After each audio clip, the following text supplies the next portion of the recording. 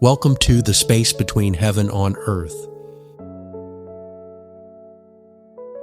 This is a companion podcast to Awakening Heaven on Earth, created as a space for reflection, conversation, and lived experience. Here, we enter the pause between knowing and becoming, between insight and embodiment, between heaven and earth. These conversations are not about answers or conclusions. They are about presence, about listening, about reasoning together,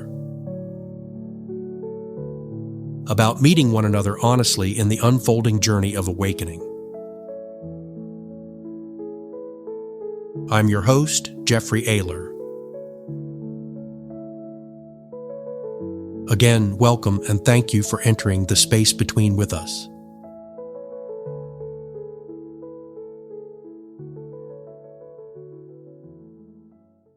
Welcome to this episode of The Space Between. 30 episodes ago, we began asking just one simple question, and that is, what if separation is not the deepest truth? And since then, we've laughed, we've reflected, we have chatted, and even disagreed lightly, not a lot, and learned a lot from each other. And hopefully, this group has grown together, which to me is the essence of really what we're here to do. We're here to learn, we're here to share, and here to grow in community with one another. And I hope that those of you that have been listening to the podcast have shared in that growth and that learning. And as you get to know us that have been involved in these conversations and have absorbed, some of the topics, I hope that this has caused us to stop and just think and feel. So today, this isn't really just about ending season one, because season one of Unity is now wrapping up. We're going to be transitioning into our season two, which is going to be love. And more than just love, it's unconditional love that we're going to touch on and focus on throughout that season. It's a celebration of this whole journey. It's been a wonderful journey to me. And I hope that, again, you've enjoyed it. And this is also an invitation to our next journey, next part of the journey. So I want to welcome Purna Devi with us this morning, and my son Joel and Joe Dermody. Great to have us back together. It's been a few weeks since we've had the opportunity to sit down and have a conversation like this, and I know I've missed it. This is where I think you realize how important that community really is, and how much you really do care as you build that relationship about each other. And gosh, in a short period of time, we've been through a lot, haven't we, all together? So looking back, I'm going to ask just one question here of everybody.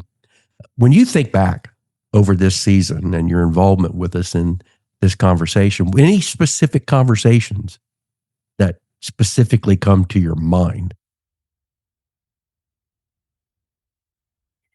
Well, I think, I came on really halfway or 3/4 of the way through the program. And I think just being invited to bring my thoughts and my heart to the table with you all was really exciting for me. I absolutely adore this group. You all have been just like brothers from another mother to me. So a few things stick out. One that I think will always just stay with my heart was when no one could show up. It was just Jeff and I, and it happened to be on Mother's Day, and it was the topic of the divine feminine and masculine. That was just a really special, I think, serendipitous conversation. Not that I don't love having Joel's opinion and Joe's opinion and Sherry's opinion in the conversation. I love hearing from everyone. But that was just a really special moment, I think. And then for me personally, I had a really difficult few weeks. And we've touched upon it, really kind of generally in some of the podcasts. And there was one where it was really difficult for me. And I showed up, and you all have just loved me so unconditionally, right? A nice lead to the next topic, so unconditionally through that really icky situation. So one is very specific to the podcast topic, and then one was really specific for me personally. That's awesome. I remembered that episode so much that, and the concept of the divine feminine is something that we were talking before we came on about certain things that I have believed over my lifetime. And if you would have talked to me about divine feminine, I would have thought you were some kind of a heretic, right? That's the name I would have called you. You'd have said something like that to me, thinking God's just a male. There's an awful lot of people who still think that that's right. God's a man. So anyway, yeah, it was a beautiful conversation. Yeah. And for me, there wasn't one specific conversation topic that sticks out in my mind. I think the one that really I remember that comes to mind is one when Purna joined us, and we have somebody who has the background of that can bring in some of the depth of the Indian heritage. So bringing in the Sanskrit terms, bringing in the understanding of all that. That's one thing I struggle with. I've learned it, I've read it, but I forget it in the moment. I don't remember the words, or I don't remember exactly what they mean. So it was nice to have you join us and have that background and bring that to the table, because that is, I think, a big part of it, or at least does a great job of explaining a lot of the things that we talk about from a spiritual perspective. Thanks, Joel. I have to say, I was chatting with someone who listens to the podcast. They listen when they cut the grass, and I think that's so awesome. I've done that. I do that when I cut the grass. Because it's a great time, when you're out there doing something like that to think and meditate. And they asked about, well, who is this Purna Devi? Right? Because it was, I don't want to say it was synchronistic that we've been able to make contact and build this relationship. And I just think it's going to grow from there. As we've gotten to know each other, it just continues to deepen. So, yeah, what a blessing. My favorite memory looking back is the very first podcast that we got to do. You had come up to me and said, "Hey, Joe, you want to do this podcast with me?" And I was so nervous. The very first one we did, it was just you and me, and we were sitting there, and the amount of I said the very first one because I was so nervous. I still say a bunch of them, but I think I've gotten a little bit better. And how much easier it's gotten since then, just being able to feel like I'm talking with a bunch of friends now.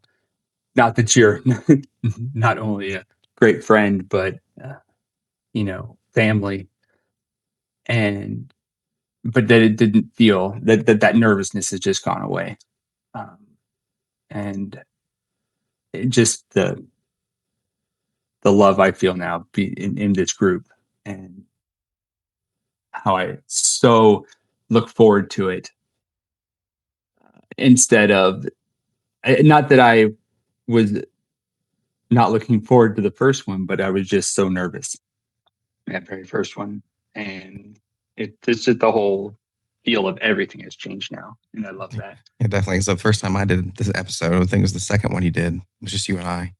I did it from my car in my garage, just to find a quiet spot in my house away from my girls. I literally did it in my car.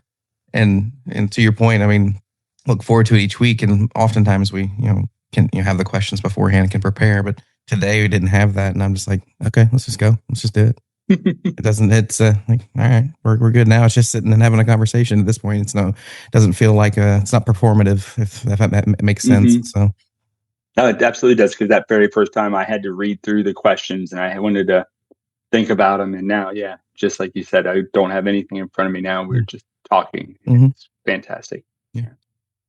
It does give you an opportunity to notice your filler words, though, doesn't it? Oh, yeah. Yes. I get to hear all of them. Yeah, As I over and over. it's easier. And I have to say, the editing has gotten easier over the season because people, but they are more aware. It's amazing how awareness helps.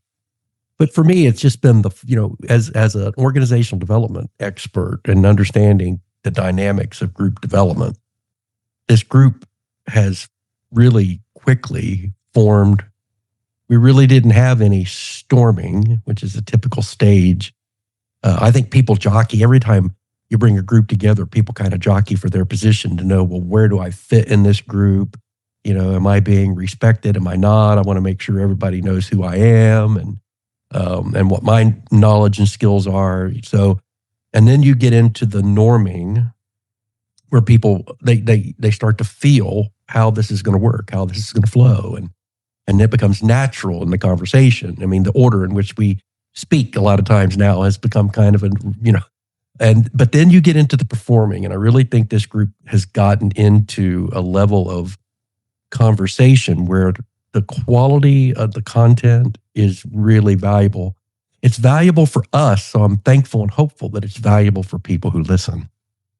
So that's always been my perception. If it's valuable for me, if I'm getting value from it, and if you're getting value from it, then anybody listening to the podcast will get value from it.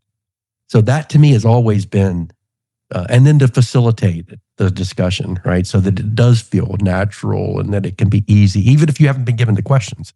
A good facilitator will guide you through a conversation and be able to.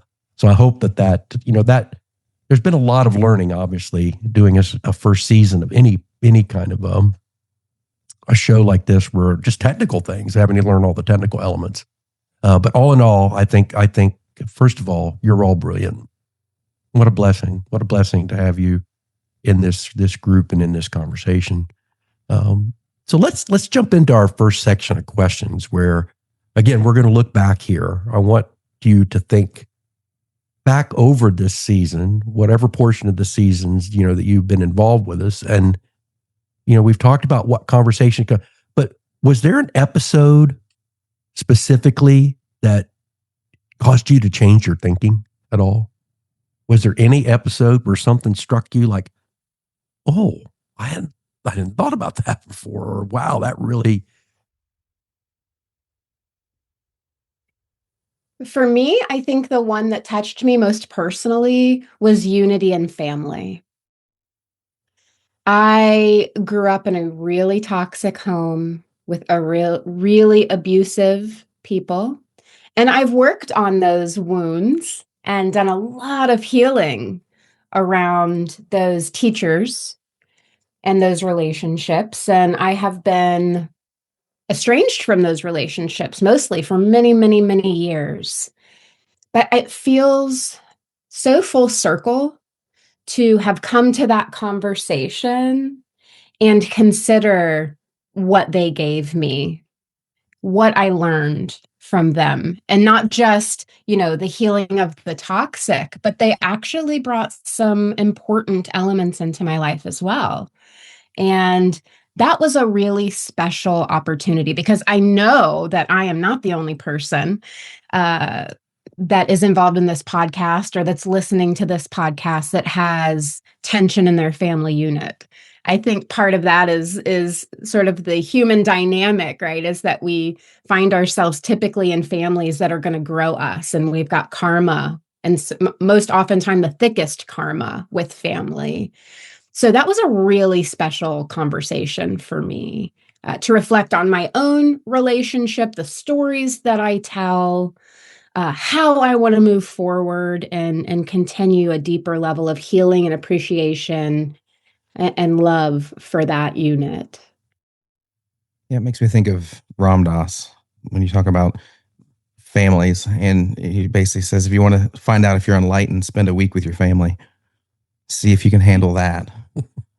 Because, and I've also heard people joke and saying that family is kind of like fish. They're good for a few days, and after a few days, they start to stink.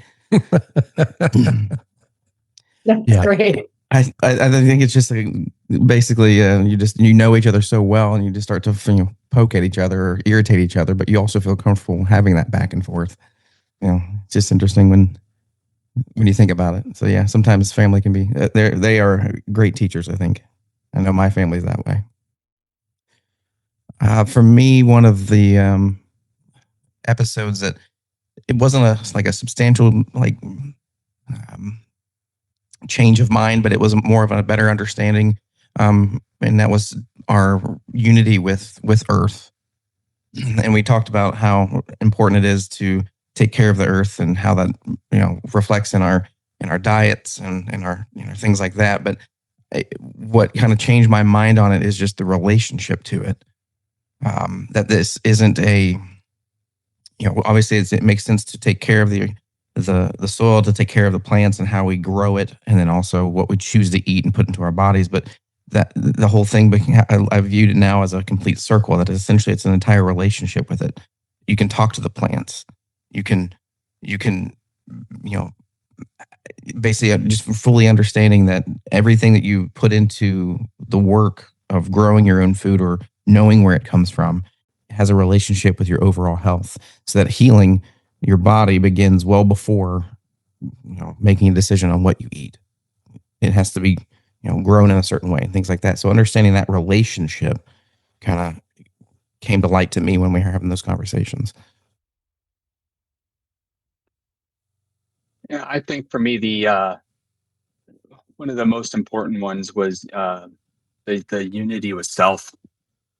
When you start thinking about what it means, you think about unity as being with others and having to be more than just one, but how important it is to include yourself with that unity and what that really means. And that made me stop to think about how important it was to really take care of yourself in this whole process. And that was one of the early episodes too. And I'm glad it was an earlier episode because it kind of brought that awareness and kept it there throughout the whole series. And I think that was important for me to always keep that in the back of my mind as we're going through this whole process. I mean, all these points. I learned so much from each one of you, because it's interesting because I find each of you has a different focal point when it comes to the content, and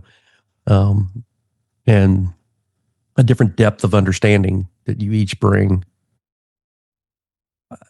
Just the principle of oneness, the whole concept of unity has been revolutionary to me, which is why it was the first book that came. I'm confident that's why the universe dropped this as the first book in, because it is, when you see the connection to everything, it's not just connection between people, it's the connection with Earth, the connection with every element of life, every element of creation.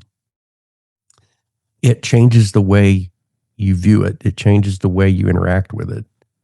If it doesn't change the way you do, then you haven't embodied it. You haven't brought it into life at that point. It's just in your head. There's a lot of people, we talked about this several times throughout the podcast series. There are a lot of people who have head knowledge, but they don't have a heart knowledge. It hasn't actually impacted the way they live and the way they interact and the way they treat people and things. It's funny, I was working out, the other day, and there was a centipede walking across the floor. And years past, I probably would have stepped on that bug and killed it. But yet I'm looking at it and I'm thinking, well, what a sweet little, God's creature walking across the floor. I'm going to leave you alone. You leave me alone and I'll leave you alone, and we'll go our separate ways, and I'll enjoy watching you move. And, so just a little, it's so funny how even just a tiny moment like that can be absolutely beautiful. Right. So yeah, this whole season has just been, I feel it in my heart. I feel it deeply in my heart. So there's funny, this next one, was there a moment while we were recording this that something unexpected happened and you had to react to it while we were recording? My dogs have barked a few times. Can you hear my dog barking? Up. Yeah. My kid woke up and walked through the hallway, as a 16-year-old does, very quiet like a mouse. Just kidding. And the dogs barking outside actually just happened about 5 minutes ago. So like, oh yeah, they're waking up the neighborhood. Yeah, same thing when we had the girls here, them walking across the floor or her mom being in the kitchen doing stuff, not realizing it makes sounds, but I don't think it actually showed up on the actual audio. But for me, the one that sticks out the most is when we did the one episode in the upstairs room when you first moved the podcast studio upstairs. Yeah. And you had these new lights on, and it was like in a sauna. It was hot. It was bright. I was sweating sitting still. Yeah, that thankfully doesn't translate into audio. There's no video because we have face for radio, so that works. So. Well, I do plan season 2 to be more video based, so you're going to have to get over it. My dogs are literally barking as we speak. The divine irony of that conversation, and now they just won't hush. Well, again, as you learn technically, most of that doesn't translate into the microphone. So, it usually, I overreacted initially to different noises I would hear. And then all of a sudden I realized, you can't hear that. So I think the audio in general has gotten better. I think, as the equipment gets better, the audio gets better. I don't know if I have. I mean, that's a question for you, Jeff, if you've heard stuff or not. Yeah, it's pretty quiet at your place. Yeah. No, my house is normally asleep at this time, so yeah, it's pretty easy for me. Well, I don't like surprises, right? So I'm glad most of us don't have any major surprises. So we've talked about favorite moments here. That each one of you have kind of brought to light, and so Joel, with you, how has this helped connect with your work that you do? Because you have such an important role in our society, the work you do. So yeah, there's actually 2 conversations that would tie that in specifically to pharmacy. One of them being, the overall unity with Earth, like I mentioned, and understanding our food system and our diet, things like that. So we know we have, overall bad health. We have overall bad food in our country. Lots of processed food that causes a lot of damage to the body. So over time, you become unhealthy, and then they end up showing up at my counter looking for a prescription to handle the body's disease from handling that over the years. Whether that be chronic or acute, you come to my counter and you get a pill to try to reverse that or to kind of ease the symptoms. So understanding that relationship is huge, and it actually absolutely blew my mind when I went down that rabbit hole a number of years ago. To understand the source. So like I'm basically way downstream. I'm at the very end of this whole process of decisions and of relationship with our food and relationship with the earth and things like that. So one thing that really lights me up, but it's really hard to get people to want to hear it or be willing to accept it, is understanding that relationship with our food. So let me ask you a question. This has really hit me over the last month or so. Over the season, we've touched lightly on plant medicine and what a plant medicine can do. I know, Purna, it's not a plant medicine, but it's a natural medicine that you will administer that has somewhat similar reactions, right, with people. But we often talk about those plant medicines, how they work as a reboot. They reboot your system so that you can kind of restart with a fresh mind, a mind toward spiritual things, mostly, right? Spirituality. Well, what do you think about these new drugs that people are using for weight? So I'm thinking, as I look at this, so GLP-1, right, is now, it's everywhere. You see it everywhere. Yeah. And I'm looking at it and I'm thinking, well, isn't that really doing in some cases exactly what a plant medicine would do in that it reboots your system? What's it? Not quite.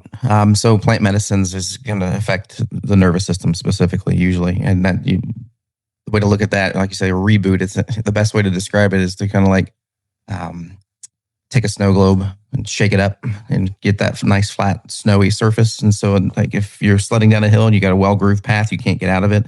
That's kind of like the nervous system over time. It has the same pathway and you can't get out of it. Plant medicines will kind of cover that over and let you have a nice fresh hill to go down again and create your own new path. So that affects the nervous system, your brain chemistry, the brain pathways, things like that. GLP-1s are specific towards usually the GI system. They're natural peptides. They're not specifically drugs per se. What they do is they do a couple different things. One is they make it so that the person does not have the feeling of being hungry. That's the biggest thing. And it's like, so I won't get into the chemistry of it, but essentially they help the person not want to eat. They block out the food noise, that desire you always have that craving or that want of the food, even the bad stuff, and it's not good for you. You still have that desire to have it. And it kind of calms that down and gets rid of it. Isn't that a reboot? Doesn't that kind of reboot your way you think about food? Isn't it? No, because when you take it away, it comes back. So with plant medicine, what they're finding, if certain types of medicines, so say psilocybin or MDMA, and when it comes to PTSD or depression and things like that, whatever your focus is, you can give it as one dose and you have a lasting effect after that. The GLP-1 requires a consistent dosing. As soon as you remove it, that same desire and that same food noise comes back. And it generally, what we're seeing over time is that if someone's on it long-term, a GLP-1 long-term, and they take that away, they gain the weight back. But that's if they're not getting some sort of counseling or it has to be with them. Correct. And you have to have it's got to be a whole patient package. And a lot of times that's not how it's being presented or how it's been being done and therapy wise. It's just, here's the medication, let's lose some weight. So they haven't changed any of their habits. They haven't changed any of their exercise, haven't changed the whole picture of the patient that is required to handle this. Do they have a place in therapy? 100%, 1,000%. It's a breakthrough for sure. The doses are a bit high. We could potentially drop the doses to much smaller and have them take it each day. That would be a little bit probably safer. So microdosing. In a way. Yeah, microdose. You can call it microdose at this point, but your body naturally produces a microdoses of these chemicals naturally anyway. But that's the problem, is that we have a lot of patients who do this and don't change any of their other habits. And if they come off of it, say for financial reasons or whatever the issue may be, then they gain the weight back and they struggle to handle that weight again. They're, like I said, great drugs, but it's not a complete reboot. It doesn't allow them to. It can be a reboot if it's done in the right setting. Well, but even plant medicines are that way. People will tell you that if you just go and have a ritual, if there's no support system built around it and you're not getting the appropriate counseling and ritual in many cases, because a lot of these are ritualistic, right? They're based on global belief systems that support it. That people can regress potentially back into back into the state of mind that they were in before they took the plant medicine. So this is just an interesting, I don't agree. I'm just saw a parallel. Something hit me and said, wait a minute, this is like a reboot of the GI system, not the nervous system. It's a reboot of the GI system, which we're struggling with. Yeah. So, breaking that craving that has been. Right. So it's the connection between the GI system and the mind, for sure. There is definitely a link there. But it's a little bit more nuanced, a little bit more complicated than the plant medicine would be. But I understand what you're saying. It can definitely be used, if it's used in the right way, can be completely transformative for a person, for sure. Yeah. Because I mean, I think that was the issue people had with psychedelics in the 60s, is in many cases they were using them and it wasn't in a controlled or in an environment where they were being, supported and coached and trained, whatever they had to have in support of using the psychedelic, right? So, and a lot of it as well is that people were taking it and actually not relying on the government anymore, or revolting against the government. So the government didn't like that; they squashed it. Yeah, well, the food industry is going to do 100%. similar things. Yeah, 100%. Right? Sometimes. So, pharmaceutical industry as well.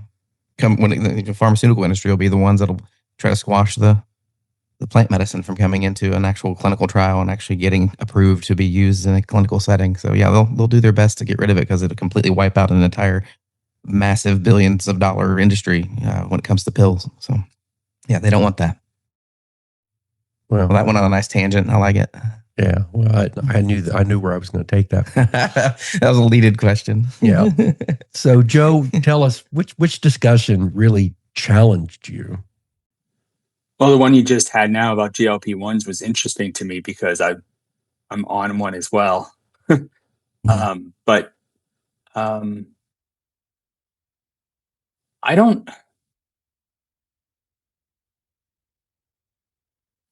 know if many of them really challenged me. I thought some of them were interesting, but it's a little bit different, I guess, because we've been talking about a lot of these outside of the podcast as well for a long time. So I think some of the ones that have challenged, some of the thoughts that have challenged me when they were first brought up to me, I guess. Which is really that's the essence of it. Yeah. Right. Which it would be, I guess, some of the divine feminine and masculine conversations we've had really opened my eyes and made me think. It was a new concept to me that I haven't thought about before. As well as I mentioned before, the unity with self and the meditation really brought to light a new aspect of myself that I didn't think about before. Well, you and I talked about how hard meditation was for you. It was super hard. Meditation challenged you, right? Yeah, I couldn't sit by myself. I couldn't sit alone. I couldn't sit still at all. I thought that I had to be doing something else all the time. I had to have music on. There was no way I could sit in quiet for more than 2 or 3 minutes. And now there's no way I can have music playing when I want to go and sit by myself. And I find that I definitely need more than 5 or 10 minutes if I'm going to sit and meditate effectively for me. I sat in the backyard for 15 minutes before this podcast, and I will probably go and sit some more after this podcast. And if I can sit outside, and if I can have my feet on the ground, my bare feet on the ground, and sit in sunshine, it's even better. And it's wonderful. And the Joe a year ago hearing that would wonder who's talking. So it's fantastic. And yeah, I love it. So yeah, Purna, I do too. I'm going to ask Purna now, which conversation do you think listeners have needed the most that you've been involved in? Oh my gosh. I think both Joel and I really hit them when we have brought up the family and the food system and our connection to earth. I think those two. But I also think divine feminine, right? If you would have told me a year ago that I would be sitting in circle with 3 white men, cisgendered white men, having conversations about spirituality, I would have probably laughed at you because you're not necessarily my clan, Not your usual. not my usual, right? I run in a gaggle of middle-aged women typically. And it's been really healing for me, actually, um, because my relationship with the masculine has been through the lens of toxic patriarchy and the toxic masculine for literally my entire life from birth in my family and on. And so it's just been a really important experience for me, and to number one, bring the feminine into the conversation, and to have that personal experience, right? Sitting in a group of men that I see growing and considering the divine feminine and considering their relationship with the earth. And, right, a Western medical practitioner considering the relationship of his patients to their food. And us considering our relationships to our families. All of these things are just really important and really inspiring to me. And I hope that the listeners, especially the women, well, I would say all genders, actually, because I think the men can really get something from having a woman, a strong woman, a woman that's rooted in the Divine Mother. Um, uh, I think we can all benefit from that perspective. And so I think so many answers, actually. I think I hit on at least three there. Well, that's good. You hope that there was more than one episode that jumps out and causes you to, as you reflect on it. I know for me, obviously, I created a lot of this content, right? So I love all of it. It's just like anyone. What's your favorite topic? What's the one we're talking about right now? Right? That's my favorite topic today. But all of them have been wonderful. I do think the episode you mentioned where you and I had the opportunity to just sit together as a man and a woman and talk about the divine masculine and the divine feminine, which is a part of all of us. It's not one or the other. For me, it's just the idea that marriage, true marriage, and marriage as it's taught in many of the traditional sacred traditions, is really talking about the internal marriage within each one of us of that divine masculine and the divine feminine. Now, most people want to take those teachings and they want to apply them outwardly to natural marriage between a physical man and a physical woman. Well, what makes that marriage very complicated is the fact that neither one of them, in many cases, has the internal marriage right. If we can have a strong marriage internally within ourselves of the divine masculine and the divine feminine, and we move from immature. Here's the other element of it. You have a mature masculine and an immature masculine. There's a mature feminine and an immature feminine. Getting that balanced so that you understand, am I functioning from a mature masculine and a mature feminine? Right? So that development, that internal shadow work, in many cases, you have to go in and say, hey, I'm not behaving effectively from my feminine side. It's coming across as being immature. I need to do something to improve myself. And so at that point in a natural marriage, you're not using the other person as a crutch or as to complete you. And at that point, now the relationship is not one of an expectation that person is going to complete you. You're giving from the fullness within yourself in that relationship. We move from codependency to interdependency. Yes, totally. Exactly. Right. And I think so much of the toxic relational programs and impressions we've received through the systems in power, through popular culture, through television, it's just incredibly toxic and incredibly codependent.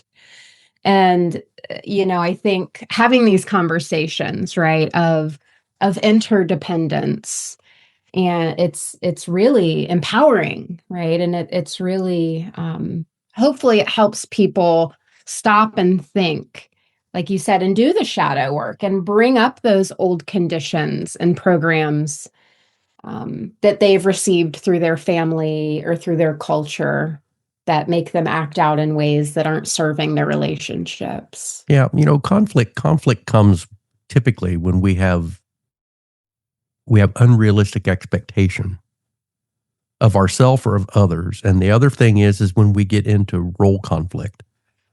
When someone is playing a role that's not natural for them to play, a lot of times we'll get into, if both people in a marital relationship want to be the masculine, you're going to get into conflict, right? So it's just really been enlightening to me, and no wonder relationship is hard.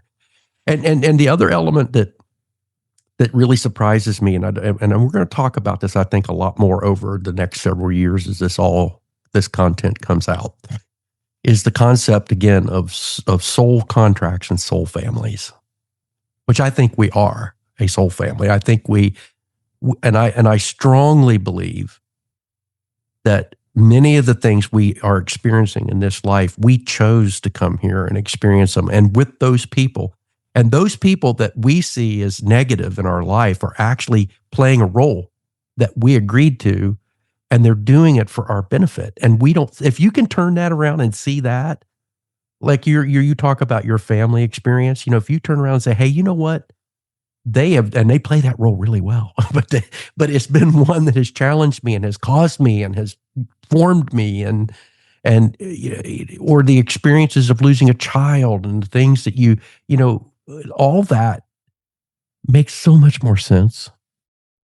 I had a spiritual friend once say, specifically about my mother. She said, imagine that before you come down into your body, all of these different souls are sitting around the proverbial table, and we all have contracts in front of us. And the contract of the mother or the child, right, who's going to hurt you the most comes up.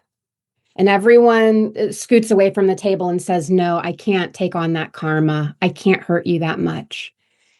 And the mother, right, or the one who's hurt you the most, raises their little soul hand and says, because I love you so much, I'm going to sign my name on that contract. Because I love you so much, I'm going to take on that karma. Because I love you so much, I'm going to hurt you and annihilate you on the human realm so that you can learn these lessons. I'll do it because I love you that much. That's what you just said is the perfect expression of what I'm talking about. And that changes your whole perspective. It really does. Well, that's where I've mentioned it before, where religion, at least in our background of Western Christianity, fails to have an explanation for it. Why does bad things happen to good people? It doesn't have any answers for that. No.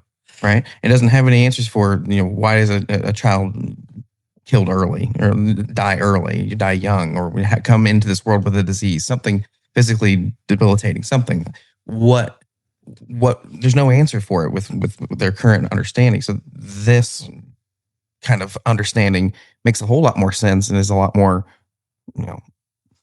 comforting in a way. Well, it wouldn't be early in the experience, yes, but yeah, over time, it helps it to know that it's here for a reason, that we're doing this for a reason. Yes, because everyone thinks, well, why is God punishing me? Why is God punishing me? And then, God takes all of this blame for all these things that are actually being driven by soul contract in many cases to allow us to grow, to allow us to have these experiences so that we can evolve. By the way, evolution is another season. That's going to be one entire season. We're going to talk about evolution. But yeah, this is a deep concept, and it really, so the very first book I read, it was given to us by someone after Katie passed, was Why Bad Things Happen to Good People. It was written by a Jewish man who had lost a child. And of course, people say this couldn't have happened to you and your family. Well, it did. I can tell you it did. And And, to this day, we struggle, and we work with people that are, because we know what they're going to go through. And, but I also believe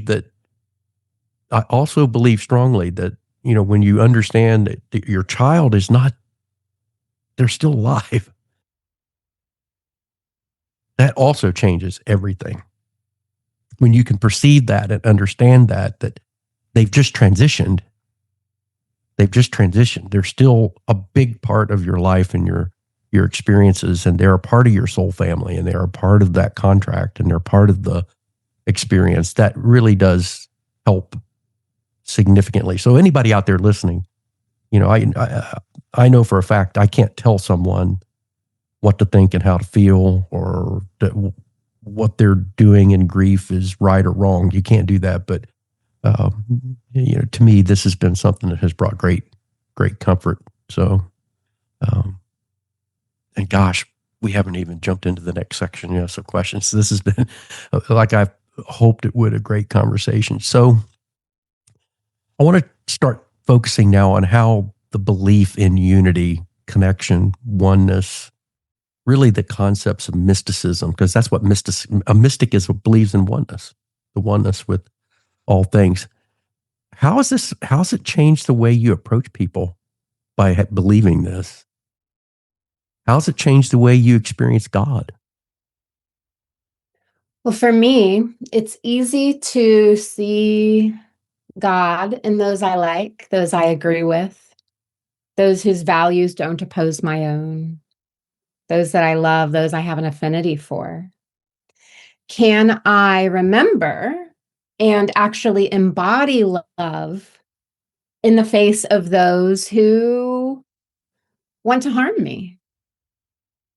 Those political figures that are committing atrocious crimes against humanity and mothers and the earth. Can I still embody love? Can I still embody unity? Can I still see God within those who commit crimes against themselves and against their fellow humans?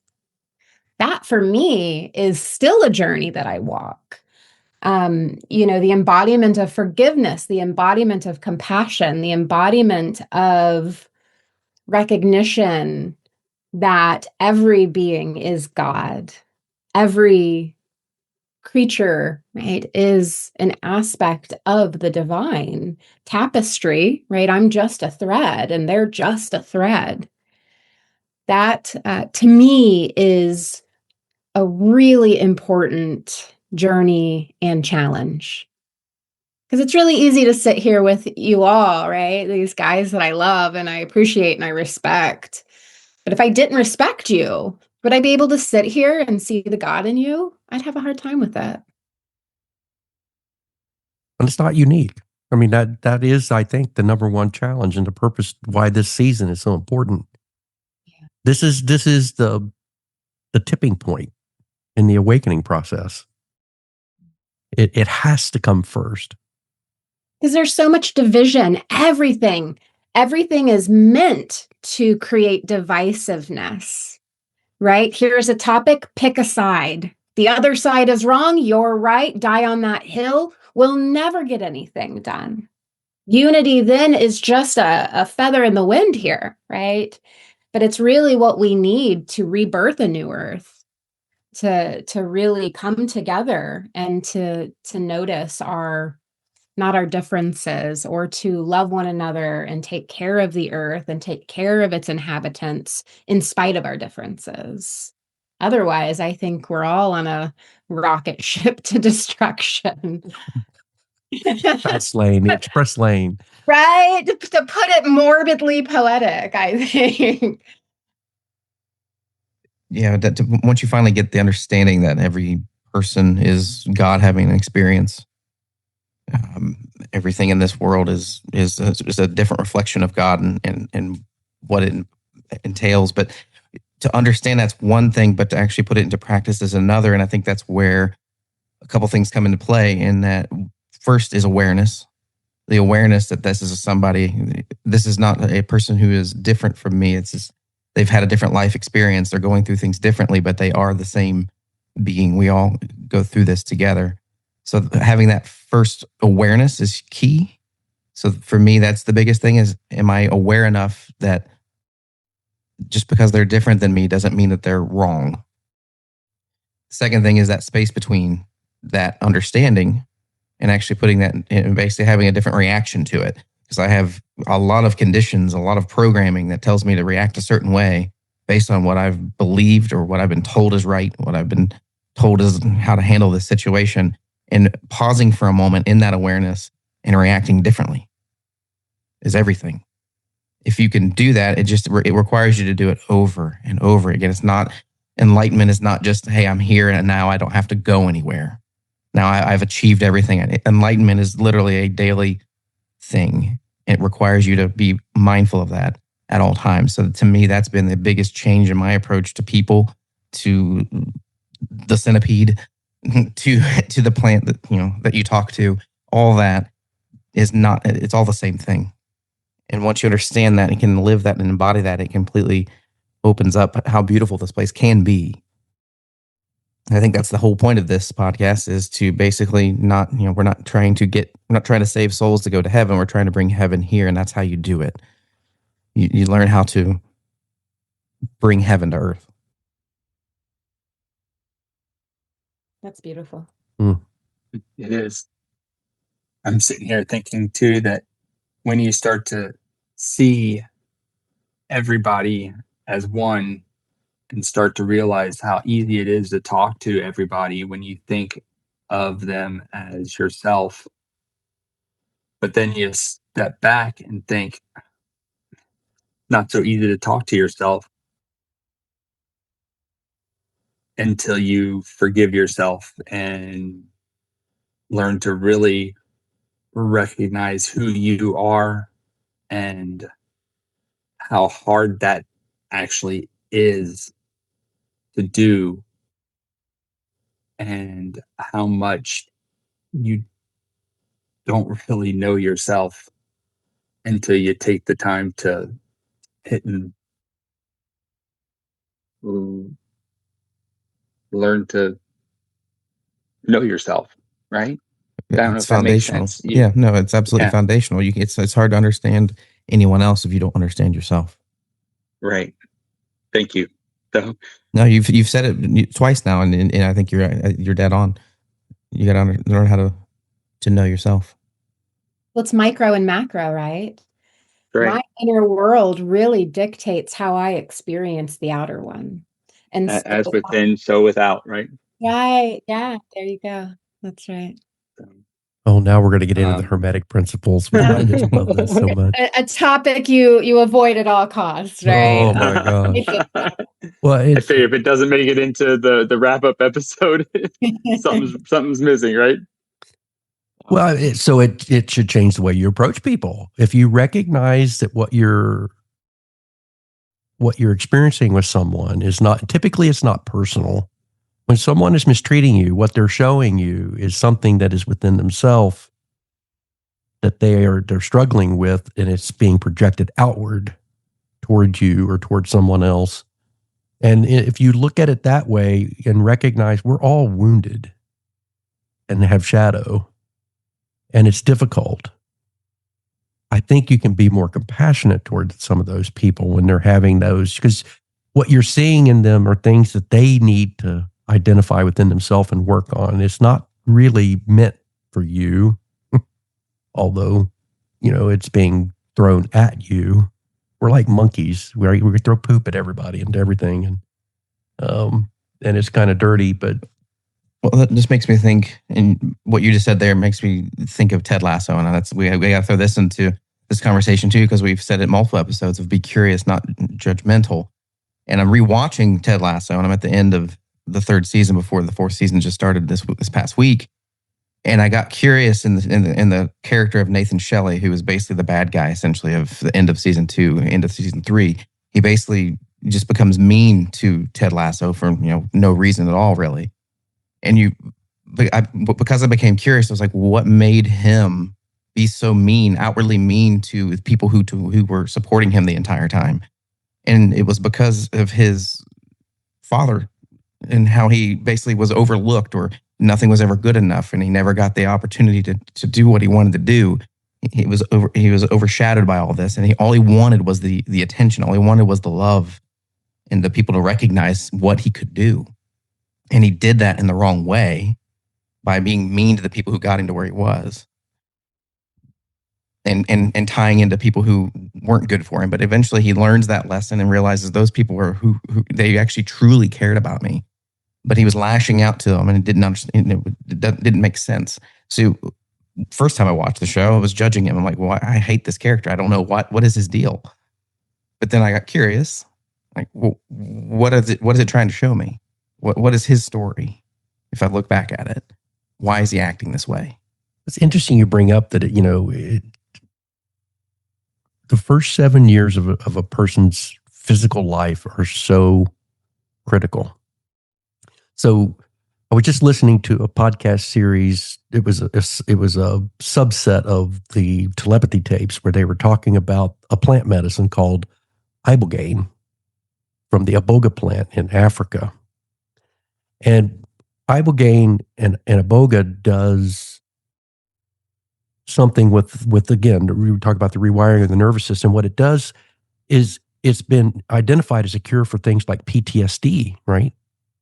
Well, what's interesting about the experience is that when they're in the influence of the ibogaine, they're not reliving the things that caused them PTSD. What it does is it takes them back to their childhood.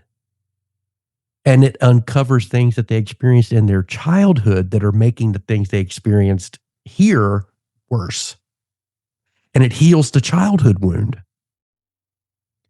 And it causes them to deal better with the later. So it's kind of like Freud in a pill. Yes, it's a Sigmund Freud in a pill, if you think about it. So that for listeners and for us, what you do to your children, how you treat children, and how you program children in those earliest years, the traumas that they experience are really the root cause of the trauma that they tend to experience later in life. Right. Mm-hmm. And so, I mean, to me, that's just fascinating. It's just absolutely fascinating. Right. The majority of the work that I do, it all stems back to childhood. So it doesn't matter what modality I'm using, if we're doing energy work or plant or animal medicine or somatic EMDR, or hypnotherapy or past life regression, all of it stems from early childhood traumas. Well, so at that point, again, it should help us become more compassionate, especially towards those. The Christian scriptures teach, love your enemy. Hey, it's easy to love those that love you, but loving your enemies, that's where you're really going to show whether or not you understand the principle of love and unconditional love, right? And one of the questions here was, how has it changed your experience with God? For me, recognizing that God is within has been just, it not only within me, he's within you. He really is expressing himself through each one of us and having a different experience through each of us, and not only through us, but through all creation. So I have gone from being someone who always thought God was out there to recognizing that God is in here, right? And the only way that we can express God without is if we have and recognize God within, so without, as above, so below. So the Hermetic principle, Jesus taught these principles over and over and over, and never knew it, never understood that. And it changes the way I look at myself. It changes the way I look at my family and the people I work with and the work I do. All of that changes as a result of that fundamental shift in perception of God. And we touched on this, I think, a few episodes ago. I am what you would call a panentheist. There's pantheism, which says that everything is God. That tree is God. well, I'm a panentheist that says, no, God, that tree has God in it, but God is bigger than the tree, right? A panentheist says that God is in everything, but God is bigger than everything because he's the sum of all those parts and even greater than that. And to me, that just, again, it answers so many questions that I've struggled with, throughout my journey and my experience. So one of the things, obviously throughout this season, and Joe has reminded us of this every episode, that what really is important is love. And it's all you need. Love is all you need. Yeah. I heard that there's a song, I think. Yeah, it sounds like a good song. We should write that. The Beatles maybe did something like that. And one of the fundamental terms you're going to hear me say over and over and over as we go into this next season, which is going to be love, is that love is the glue that holds unity together. Unity, we struggle with unity because we struggle with love.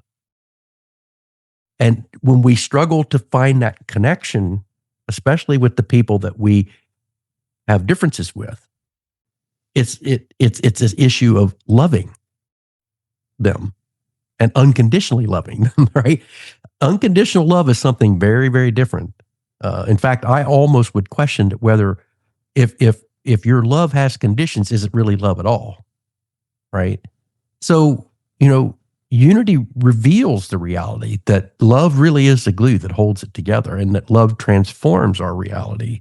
It changes the way we see. So my question here is, why couldn't we stay in unity forever?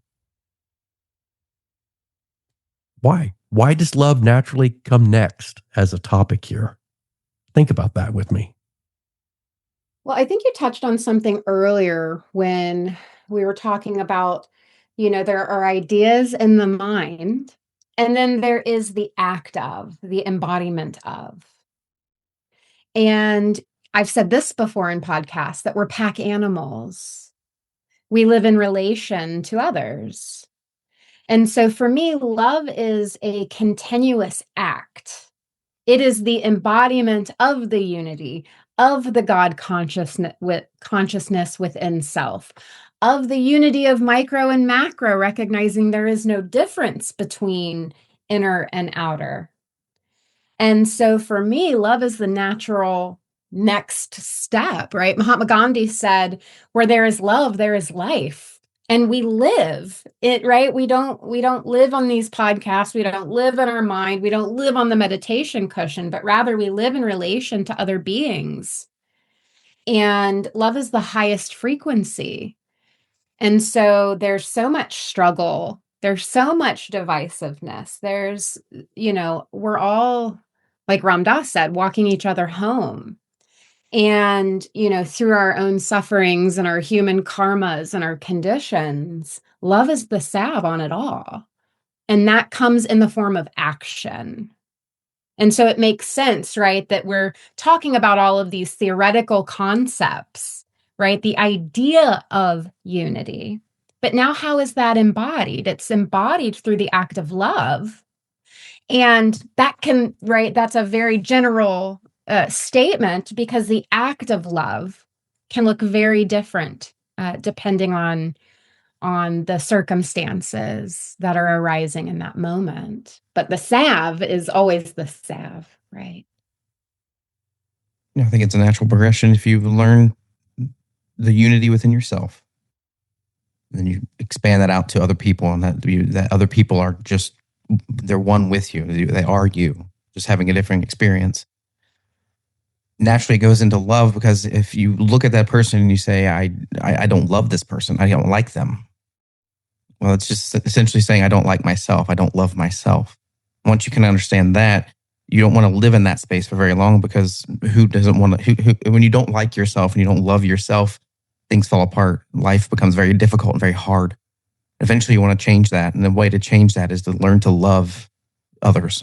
Learn to love yourself first, to love others. So I think they go kind of hand in hand, because I don't think people want to sit in that space where love is not present, because it does not feel good. I agree. There's not a whole lot more. I think it's just moving from one step down to the next and expanding upon it. Well, if you build on a foundation of understanding that God is love, and if God is the essence or source of all of us and the core of our true being, then we're all love, right? And That was like math there. it is pretty much math. It's a basic math equation, right? It's logic. Mhm. Right. It does, but that's a logic that people, it makes sense in their head, but to turn it into truth and practice is totally different. And that's really what the essence of this next season is going to be about. It's we have got to get out of a head knowledge and just expressing things in words and turn it into a heart knowledge. And and we have to become embodied. We have to embody it, which comes through practice, which comes through experience and relationship. And so I'm just super excited. I really am. I'm very, very excited because this is practical. Not easy. Not everything that it's not going to be easy. To Purna's point, she talked about, it is a struggle to love some people or some things, or, to show love in different situations, because it just seems so counter. But the fact is that is exactly, how can someone be saying, God, forgive them, they don't know what they're doing, as they're murdering the person? It's easier to hate, right? Hate is easy. Easy. It's a low frequency. Oh, it's so Mhm. accessible. It's so easy. It's so temporarily validating, right? And Martin Luther King Jr. said, "Hate never dispels hate," or hate always right? Love dispels hate, right? And so it has to be, right? We have to come back to our natural essence. And it is hard. If it was easy, we'd all be the Mother Teresa's, right? But here we are, humans struggling to remember ourselves. So Hard to what are elevate. you hoping? Yeah, what are you hoping that we'll discover as we go into this next season? I think, like you said, practical application, because again, we can talk about all of these, big theoretical ideas and big feelings. But what I really love to do in my personal practice and my business is give folks really simple, actionable daily steps, right? Oftentimes we think these things need to be big quantum leaps. But those tend to happen from those little small daily habits that we begin to cultivate, that in a year or 3 years, we look around or look inside, and our inner world is different and our outer world is different. So I'd love to offer people bite-sized opportunities to make small changes that will eventually have large impact. We're in the long game. And I think in this drive-through culture, right, folks go up to Joel's window every day and want a quick fix to a long-term problem. Yep. And I think that we cultivate patience for ourselves and for our fellow humans as we are walking this journey of the long game, of building nice solid foundations that we can grow from. And I'm gonna add to that a little bit, because in many cases I think people believe that the game is only one lifetime. Right. And when in reality, I believe this is truly a marathon of lives that we live, which is why this feeds into the concept of soul contract and soul family. Someone in that process is choosing to show us love, unconditional love, by becoming an enemy or by becoming an antagonist, by becoming that is to teach us and help us grow and evolve in that long game. Now, I don't think that gives us an excuse for bad behavior in this lifetime at all. None at all. Take it with you. Right? Because guess what? You're going to carry that. Yeah. Every action has an equal and opposite reaction. And you've got, the concept of, there is karma, the concept of cause and effect, right? That is real. So, it's a beautiful point. One thing I hope we discover is from our little group, but also in anybody listening, is that you don't have to do really big acts of love in order to change the world. Because sometimes that can feel overwhelming. You get this great feeling, you want to do things, you want things to change, you want to be integral to things moving forward or looking better.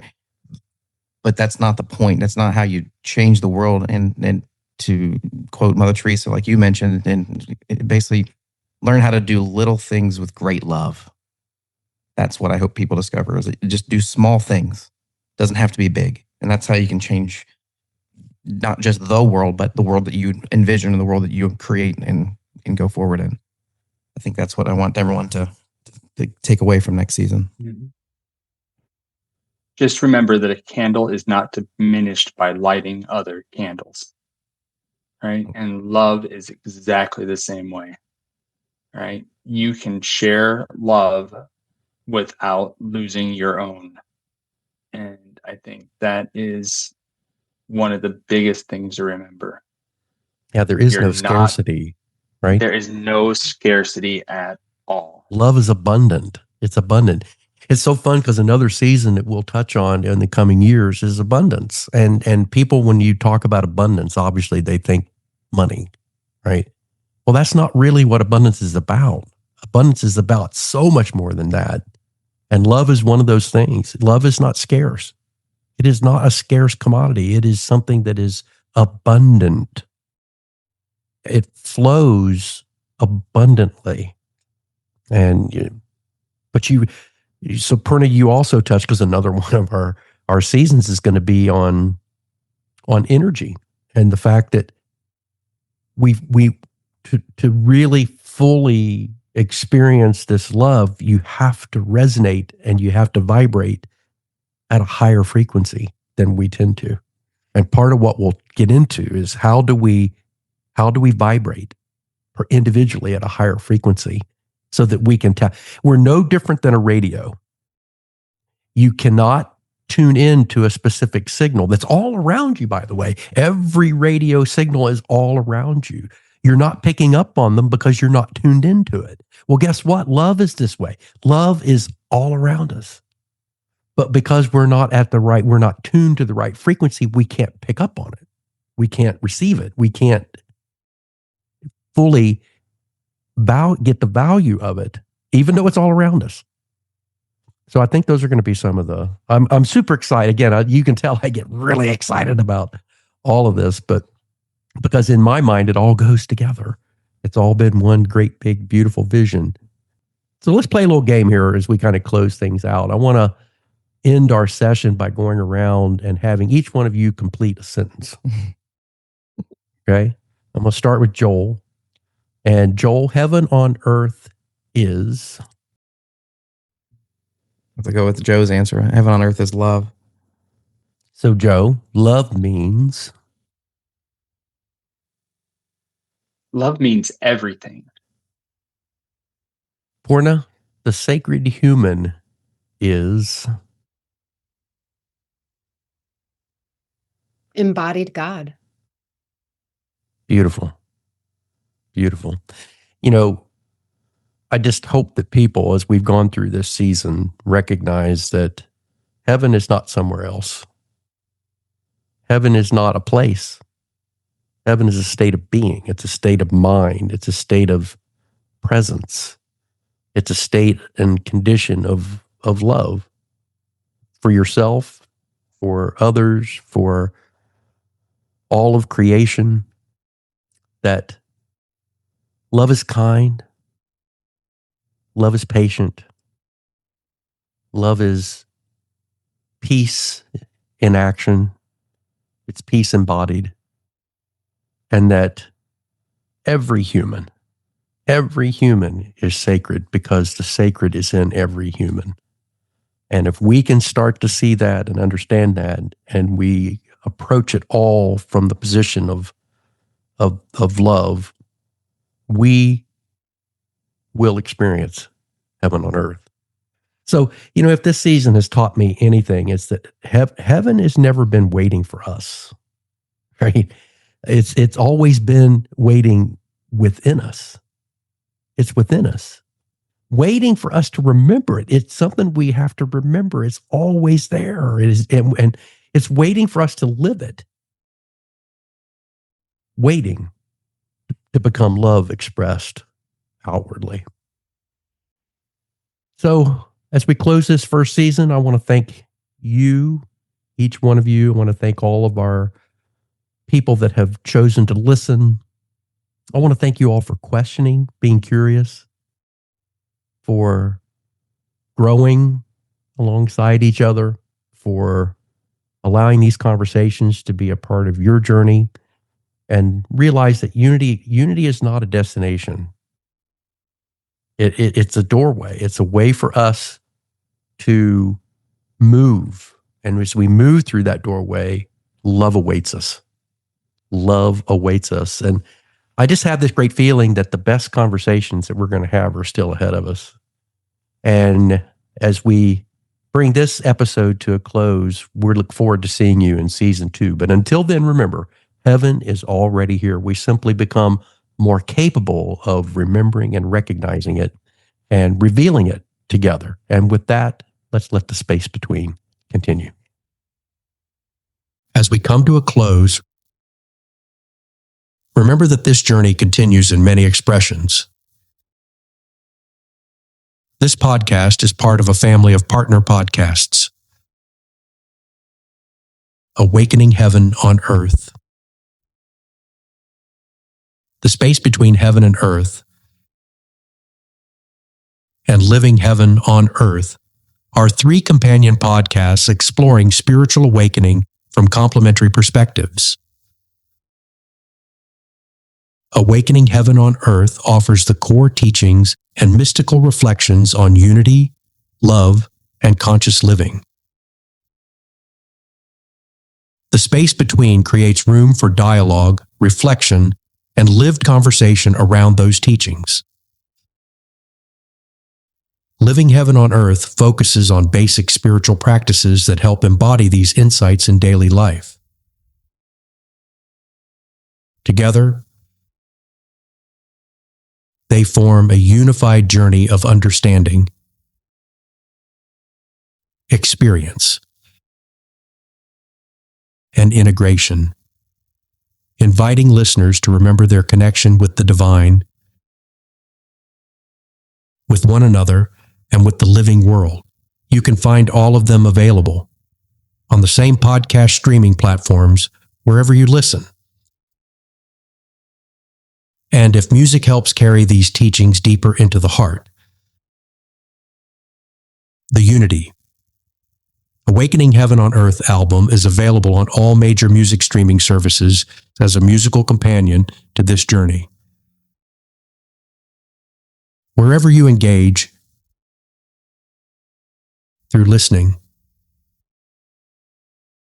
reflection, conversation, or music, may it gently remind you you are not separate. You belong to the one life, and heaven is already unfolding within you. Until next time, walk gently, love deeply, and embody heaven on earth.